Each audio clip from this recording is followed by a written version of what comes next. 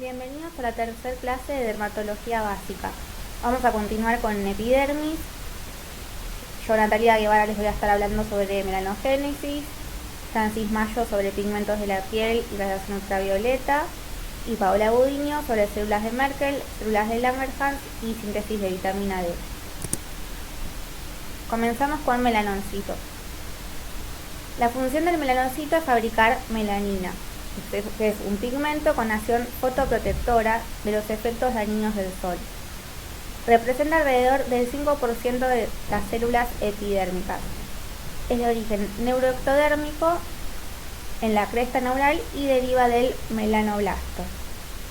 Recuerden que en la primera clase había una tablita donde se mencionaba el porcentaje de cada célula de la epidermis. Bueno, melanocito entonces 5% y deriva del neuroectodermo.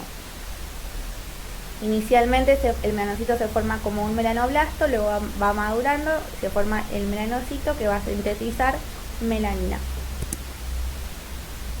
El melanocito se ubica en la capa basal epidérmica y en el folículo piloso, es decir, lo tenemos en la piel, en la epidermis, en la capa basal, y también lo vamos a tener en el pelo, más precisamente en el folículo piloso. También lo encontramos en los ojos, en el tracto uvial, en la retina deriva del tronco cerebral primitivo, no de la cresta neural, y en otros lugares como las leptomeninges, mesenterio, oído interno. En esta imagen vamos a ver un esquema de acá la ubicación. Acá está la ubicación del melanocito en la capa basal. Fíjense que es una célula dendrítica. Estas son las dendritas, que es una forma característica de las células que derivan del neuroectodermo.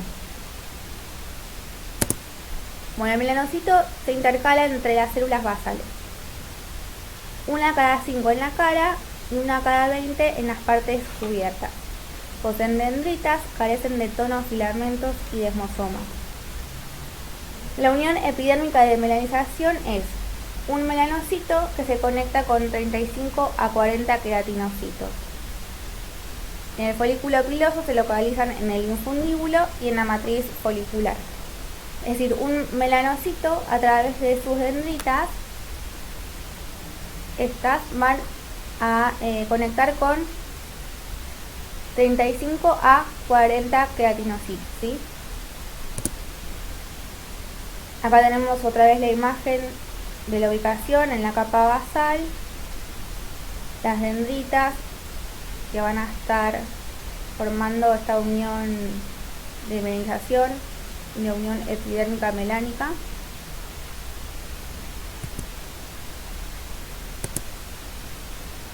Y tenemos dos tipos de melanocitos: secretorios y continentes. Los secretorios son los que van a estar fabricando melanina, y los continentes son los que después del nacimiento, después de la época embrionaria, no fabrican más melanina. Por ejemplo, los que están en los ojos. No se fabrica constantemente melanina como sucede en la piel. Y ahora vamos a hablar de la melanogénesis. Hasta acá vimos características del melanocito. Ahora vamos a pasar al proceso de melanogénesis.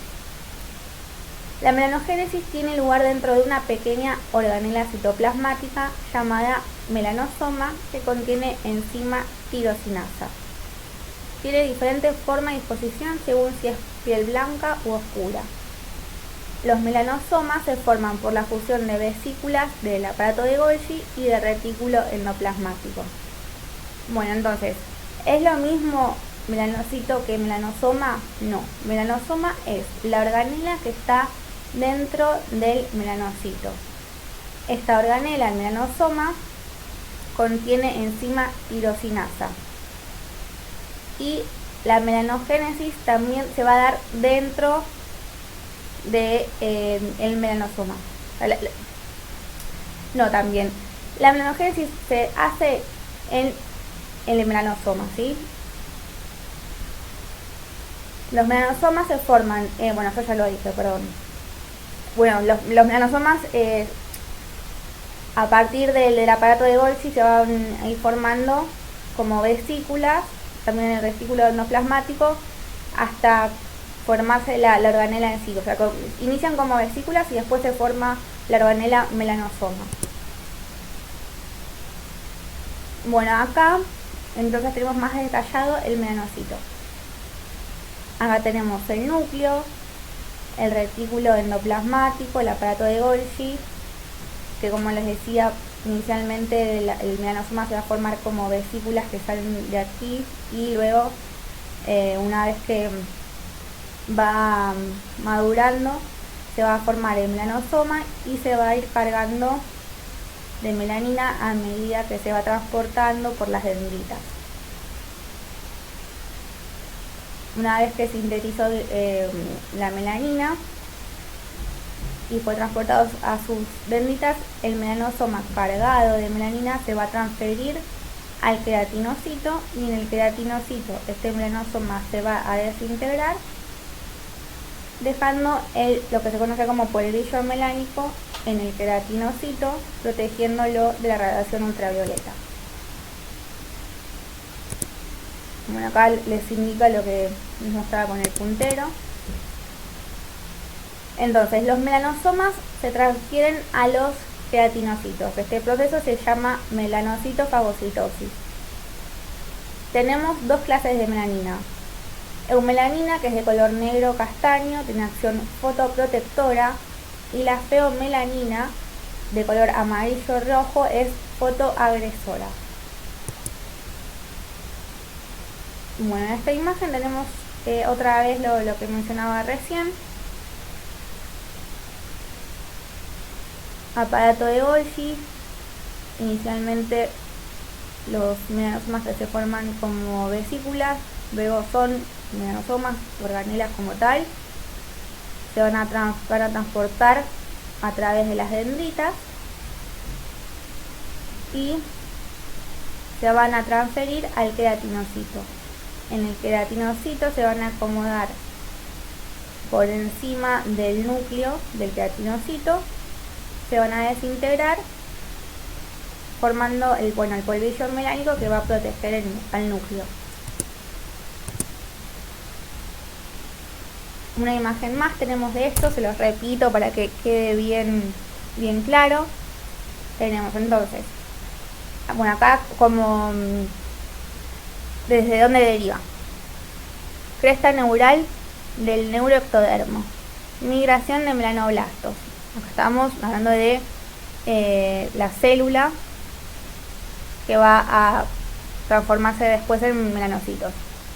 Entonces, migración de melanoblastos. Después, bueno, este melanoblasto se va a diferenciar de melanoblastos a melanocitos, y en el melanocito entonces se va a formar la matriz del melanosoma, que son estas vesículas que les decía, y dentro de se va a formar también la tirosinasa, se va a sintetizar tirosinasa, que es una enzima muy importante en este proceso de melanogénesis. Se va a transportar la tirosinasa y ya va a quedar conformado entonces el melanosoma. Entonces, en el melanosoma vamos a tener la tirosinasa, que va a estar interviniendo en el proceso de melanogénesis que se da dentro del melanosoma, y a medida que va ascendiendo se va a ir formando cada vez más melanina hasta que se transfiere al queratinocito, y en el queratinocito después se va a degradar y va a ser eliminada la melanina junto con las células cornificadas. Esta sería la reacción química. No hace falta que se la sepan así tal cual, pero sí algunos metabolitos intermedios está bueno que los tengan. Dijimos bueno, comienza como tirosina, el aminoácido tirosina. Por acción de la tirosinasa se va a formar dopa. Bueno, después se va a formar dopamina, dopaquinona, y según si tiene cisteína o no, fíjense que si tiene cisteína se va a formar feomelanina, si no tiene cisteína se va a formar eumelanina.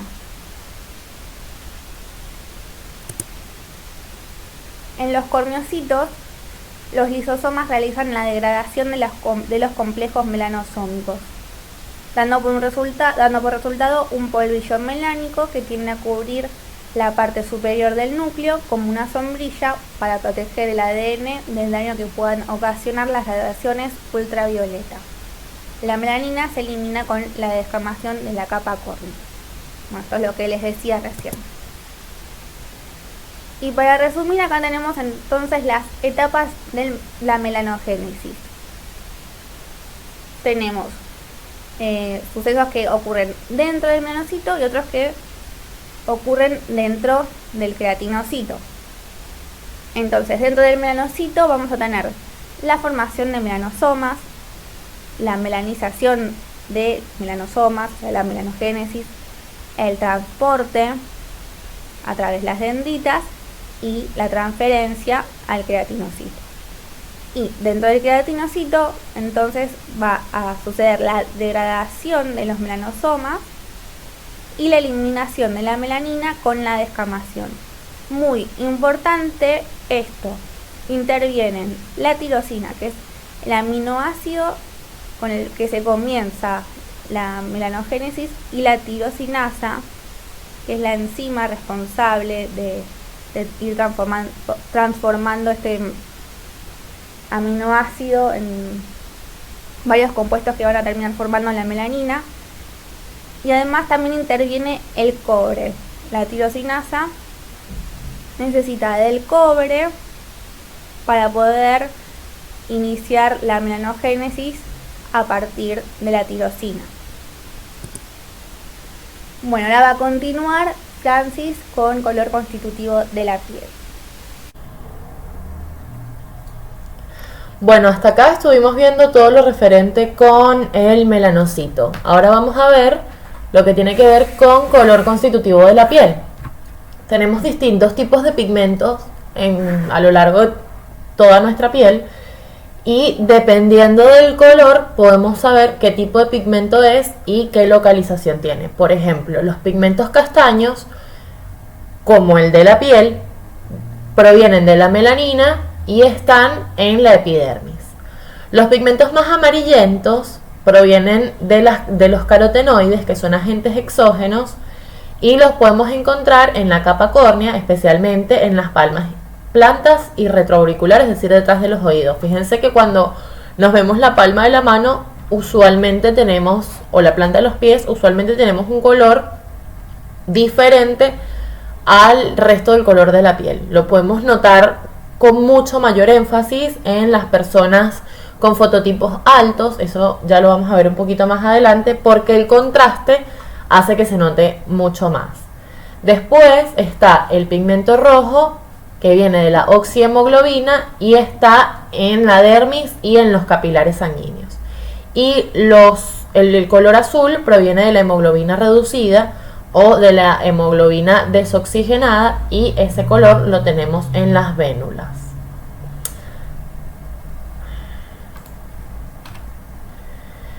Ahora vamos a hablar de los fototipos cutáneos. El fototipo es la capacidad de adaptación al sol que tiene cada persona desde que nace. Es decir, el conjunto de características que determinan si una piel se broncea o no, y cómo y en qué grado lo hace. Básicamente, el fototipo es el que nos determina qué tan fácil o complicado es que una persona se pueda broncear o se pueda quemar cuando se encuentra expuesta al sol. Mientras más baja es la capacidad, menos se contrarrestan los efectos de los rayos UV, y mientras más alta, más se contrarrestan. Los fototipos los clasificó Fitzpatrick, y antes existían 1.000.000 de tipos de fototipos, y él los condensó, los resumió, y quedaron 6 fototipos. Primero tenemos el fototipo 1, que son las personas de piel muy clara, ojos azules, los pelirrojos y suelen presentar pecas en la piel. Su piel no suele estar expuesta al sol porque cuando se exponen presentan quemaduras solares bastante fuertes, no se pigmentan y se escaman de forma notoria precisamente porque tienen poca resistencia al sol. La piel de estas personas sin exposición es blanco lechoso. Después tenemos el fototipo 2. El fototipo 2 se quema fácil e intensamente, se pigmenta un poco y también se descama de forma notoria. Son individuos de piel clara, pelos rubios, ojos azules, pecas y la piel es blanca. Normalmente no está expuesta al sol.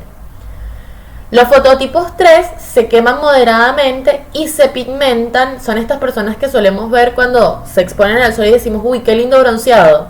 Una frase que está completamente errada y que debemos sacar de la cultura porque un bronceado nunca es saludable. Pero son estas personas que suelen broncearse de colores más dorados o más amigables. Son de razas caucásicas, tienen piel blanca cuando no está expuesta al sol. Los fototipos 4 también se queman moderadamente, pero en menor medida que el fototipo 3. Se pigmenta con bastante facilidad y de forma inmediata al exponerse al sol. Es decir, primero presenta reacción de color antes que la quemadura. Son individuos de piel morena o ligeramente amarronada, tienen pelo y ojos oscuros. Normalmente son las personas mediterráneas, mongólicas, orientales, etc. El fototipo 5 se quema rara vez porque tiene mucha mayor resistencia, porque tiene mucho mayor pigmento. Se pigmenta con facilidad y presenta pigmentación inmediata. Son individuos de pieles amarronadas. Y el último fototipo viene a ser el fototipo 6. Son las razas negras. Nunca se queman, pero sí se pigmentan intensamente. Ojo, que el hecho de que no se quemen no quiere decir que no estén expuestos a los mismos riesgos que las personas de fototipo 1. Solemos pensar que las personas de fototipo 6 o las personas de razas negras tienen un poco más de protección y por eso se descuidan o se cuidan menos frente al daño solar. Acá podemos ver un poco, vamos a hablar sobre el índice de radiación solar. El índice ultravioleta es un método para predecir la intensidad con la que la radiación UV alcanza la superficie terrestre. Este índice de radiación solar se está escuchando mucho en las redes sociales, por suerte, porque las personas están comenzando a tomar conciencia acerca de los daños del sol.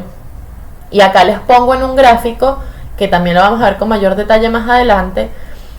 Existen tres tipos de radiación solar: la UVA, la UVB y la UVC. Los rayos de UVC son absorbidos por la capa de ozono antes de llegar a la Tierra, es decir, estos no nos generan ninguna preocupación. Después tenemos los rayos UVB, que son aproximadamente el 5% de la radiación solar. Actúa sobre la epidermis, provoca la sensación de calor que se siente al exponerse al sol. Y después están los UVA, que son los más peligrosos porque penetran hasta la dermis, y son aproximadamente el 95% de la radiación solar que llega a la Tierra. Los efectos de la radiación solar sobre la piel, sumamente importante. El espectro solar abarca tres zonas fundamentales: la luz visible, la luz ultravioleta y la luz infrarroja. La luz visible o blanca está compuesta por las distintas radiaciones que se observan en el arco iris o cuando se refracta la luz a través de su prisma. Es decir, la luz visible, como su nombre lo dice, es la luz que podemos ver y por la que se hace de día en el mundo, digamos. Después tenemos la luz ultravioleta, que es una luz que no es visible al ojo humano y se forma cuando termina el prisma de la radiación solar visible, es decir, los colores del arco iris, Cuando llega el violeta, sigue existiendo otro color que son los rayos ultravioleta. Y después están las infrarrojas, que es lo mismo. Tenemos toda la gama de los colores del arco iris, pero un límite es el violeta y el otro límite es el rojo. Antes de llegar al rojo están las radiaciones infrarrojas, valga la redundancia, que también son invisibles a los humanos. El espectro solar nos proporciona aproximadamente 5% de ultravioletas, 45% de las radiaciones visibles y 50% de radiaciones infrarrojas. La radiación ultravioleta es la que tiene mayor poder energético en el espectro solar.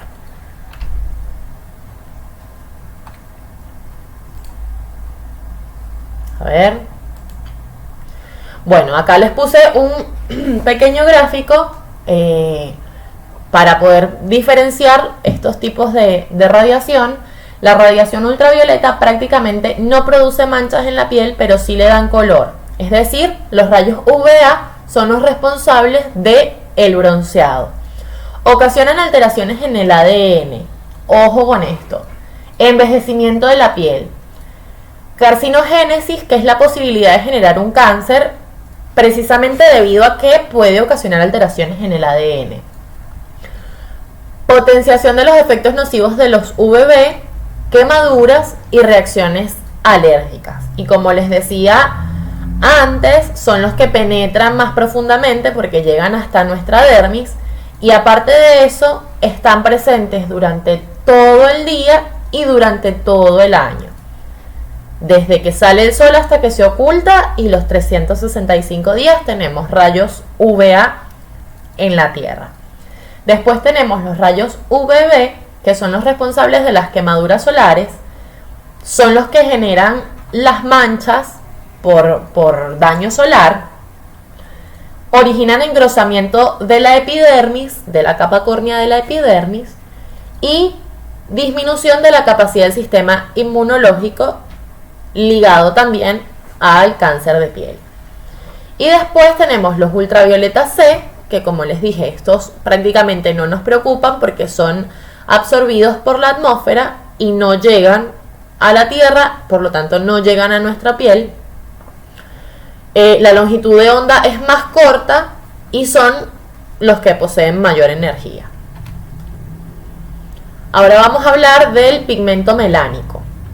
Las variaciones de la pigmentación se deben a diferencias en la actividad del melanocito, condicionada por factores genéticos y no al número del melanocito. El pigmento melánico puede ser decolorado por oxidación, como por ejemplo el pelo. Y en el pigmento melánico también tenemos que tener en cuenta que depende de mayor o menor medida de pigmento, va a generar manchas en la piel hipo o hiperpigmentadas. Los rayos UV son el principal estímulo de la melanogénesis, que era lo que les explicaba Nati anteriormente. El efecto inmediato de la exposición a los rayos UV es la fotooxidación de la melanina preformada, producidos por los rayos UVA y por la luz visible. Y el efecto mediato es que, pasados 1 a 3 días, se comienza a formar nueva melanina, inducida por los rayos UVB. Es decir, el bronceado, como ya les había comentado antes, nunca es saludable porque el bronceado es una respuesta inmunológica a la agresión que nos generan los rayos del sol. Por más que culturalmente lo veamos lindo, eso es un concepto que hay que comenzar a erradicar porque es una defensa de nuestro organismo ante un agente que nos puede ocasionar múltiples problemas, por decirlo de alguna manera, como ya les había dicho, arrugas, manchas, alteraciones en el ADN, carcinogénesis y un montón de cuestiones más. Acá vamos a hablar un poco de la hipomelanosis. Un ejemplo es el albinismo. las personas albinas tienen un defecto en la melanización de melanosomas por acción de la tirosinasa. Es decir, recordemos que la melanina se comienza a crear por acción de la tirosina y esto se complica cuando la tirosinasa, que es la enzima encargada de procesar la melanina, se ve afectada. Esto le pasa a las personas albinas. Fíjense, las personas albinas son prácticamente blancas en su totalidad. Pueden presentar ojos de otro color porque el color del iris no proviene de la melanina, pero tienen todo lo demás, sus pelos, sus uñas, su piel, todo blanco. Después tenemos el piebaldismo, que es una migración de melanocitos normales que no pueden sobrevivir en un ambiente normal y entonces se presentan como manchas completamente blancas en alguna parte de nuestra piel. Y después tenemos el vitiligo, que es una disminución adquirida y progresiva del número de melanocitos. Fíjense que el albinismo tenía que ver con los melanosomas y con la tirosinasa. El vitiligo tiene que ver con el número de melanocitos. Se va disminuyendo progresivamente a lo largo de nuestra vida y por eso se comienzan a notar zonas de la piel completamente blancas en comparación a otras partes del cuerpo. Y después tenemos la hipermelanosis, la principal, la que creo que afecta o la que más nos compete a nosotros de alguna forma, es el melasma, porque el índice genético de las personas con melasma es bastante alto. Esto se produce debido al aumento de la melanina en la epidermis. Hay una predisposición genética muy importante, pero también existen factores desencadenantes como la exposición solar y cambios hormonales. Una persona que jamás en su vida presentó una mancha, si no se cuida de los efectos del sol, en cualquier momento puede aparecer 1, 2, 3 y llegar a tener melasma.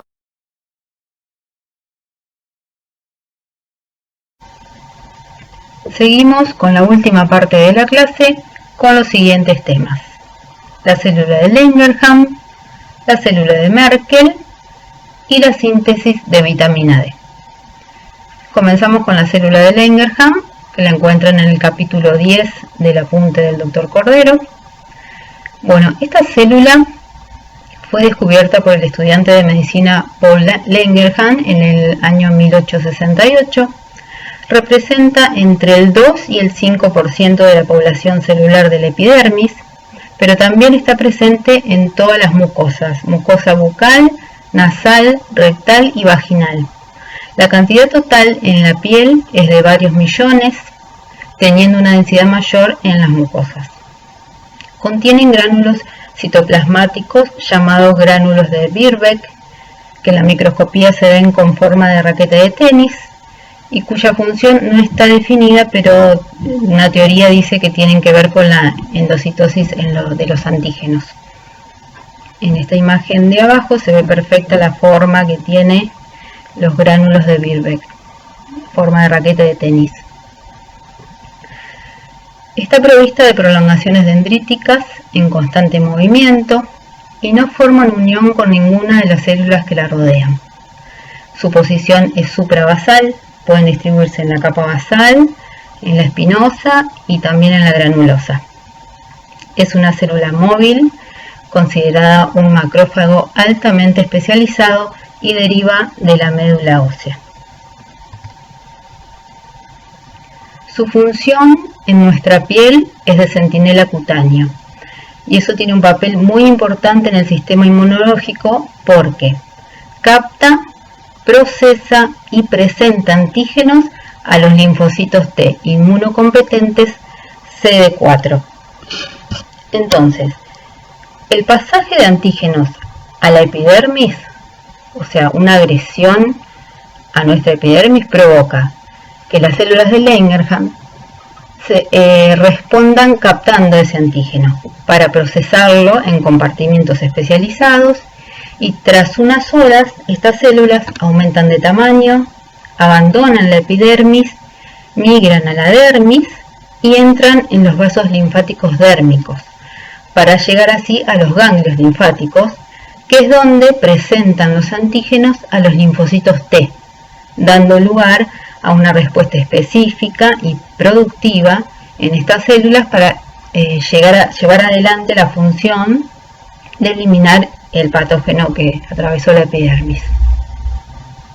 Además, esta célula interviene en el rechazo de injertos halogénicos, injertos que provienen de otro individuo, la tolerancia inmunológica, la vigilancia contra neoplasias y la regulación de la diferenciación epidérmica.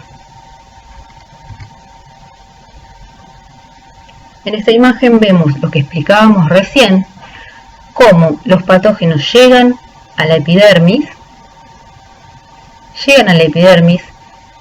donde se encuentra la célula de Langerhans, donde los capta, una vez captado los procesa y migra hacia la dermis, donde por los vasos linfáticos va a llegar a drenar al ganglio linfático y poder presentar ahí el antígeno a los linfocitos T.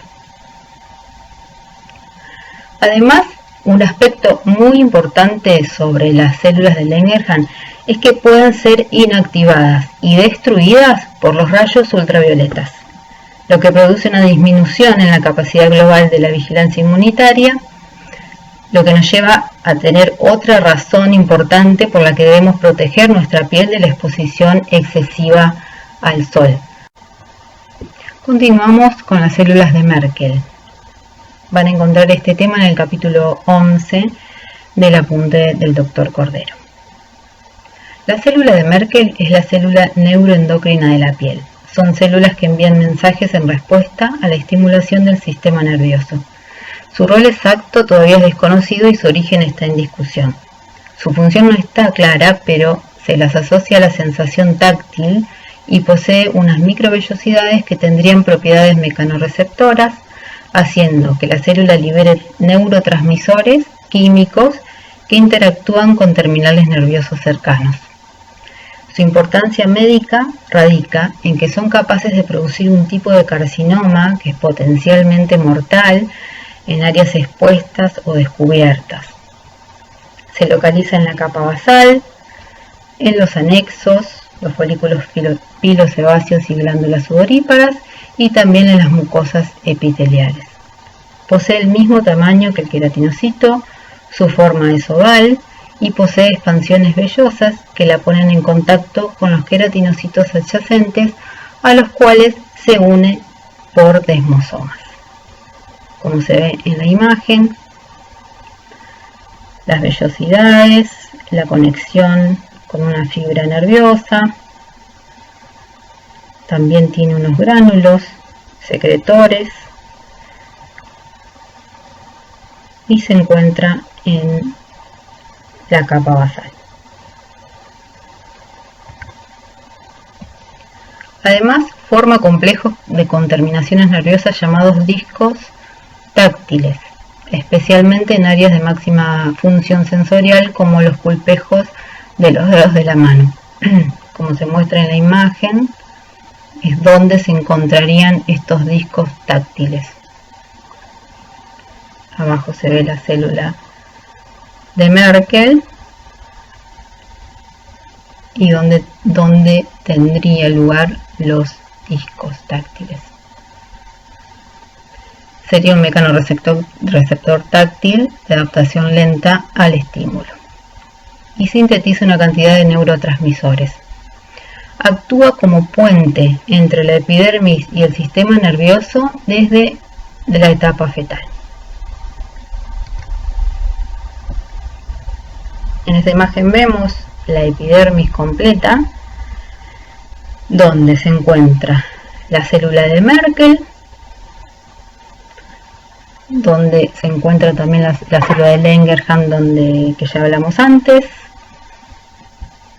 con su forma característica, con sus dendritas, que no se une a los queratinocitos porque, como ya dijimos, es una célula móvil, En cambio, la célula de Merkel sí está unida a los queratinocitos por desmosomas, está unida a una fibra nerviosa.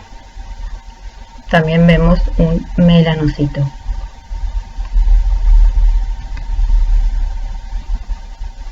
Continuamos con la síntesis de vitamina D, que la van a encontrar en el capítulo 8 del apunte.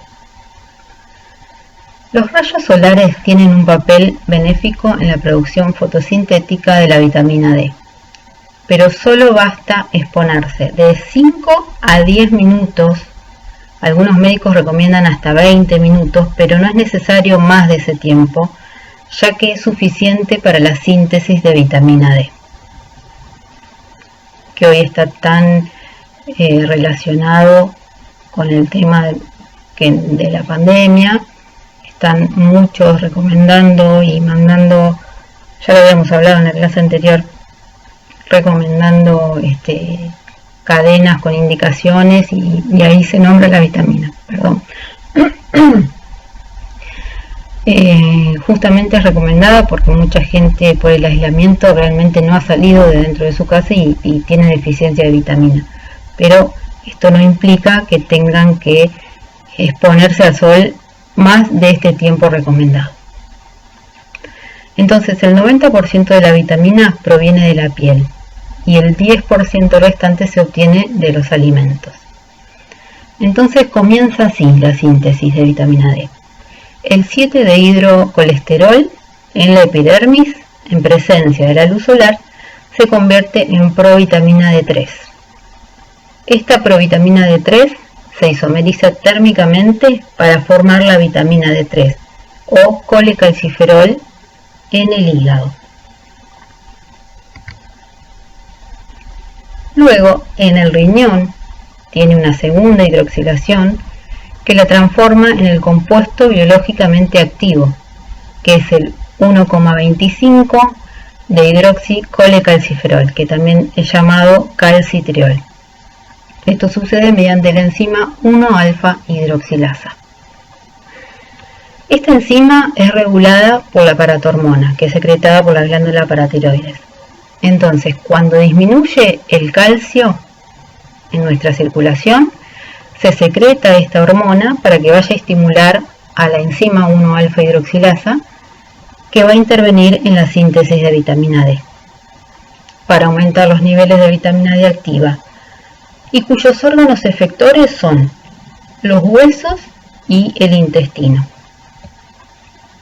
En el intestino lo que hace la vitamina D es aumentar la absorción de calcio y fósforo, y en los huesos libera calcio y fósforo de la matriz ósea. Y esto sucede para mantener, como ya dijimos, los niveles de calcio y fósforo adecuados en la circulación sanguínea. Entonces, en esta imagen vemos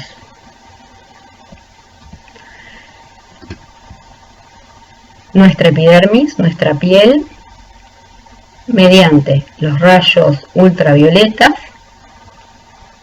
donde se encuentra el 7-dehidrocolesterol, que se convierte en provitamina D3, que luego por el torrente sanguíneo pasa al hígado, donde se transforma en vitamina D3 o colecalciferol, que es la vitamina todavía inactiva, para pasar luego al riñón, donde se convierte en 1,25 de hidroxicolecalciferol o calcitriol, que ya es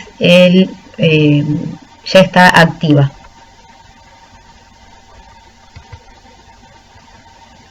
Entonces tenemos otra imagen para que les quede detallado cómo es este metabolismo. De nuevo tenemos el sol que llega a nuestra piel, donde se encuentra el 7-dehidrocolesterol, que se convierte en vitamina D3 en el hígado. Y también no nos olvidemos que lo que se sintetiza por los rayos UV en la piel son el 90% y de la alimentación el 10%, que es vitamina D3 y vitamina D2. Del hígado pasa al riñón, donde se convierte finalmente en 1,25 de hidroxi, que también se puede llamar de hidroxivitamina D3, o 1,25 de hidroxicolecalciferol o calcitriol, que son sinónimos. Entonces le queda esta imagen con el resumen para que se aprendan el circuito del metabolismo de la vitamina D.